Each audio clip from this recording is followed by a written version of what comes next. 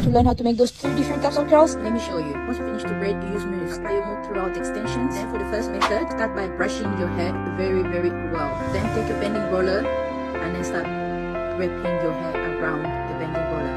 Don't twist the hair when you are wrapping it around. Keep it straight and wrap it through and then close it to secure it. For method 2, start twisting your hair as you are wrapping your hair around your bending rollers. Twist it as you are wrapping throughout. And then for the step 3, use the braiding method.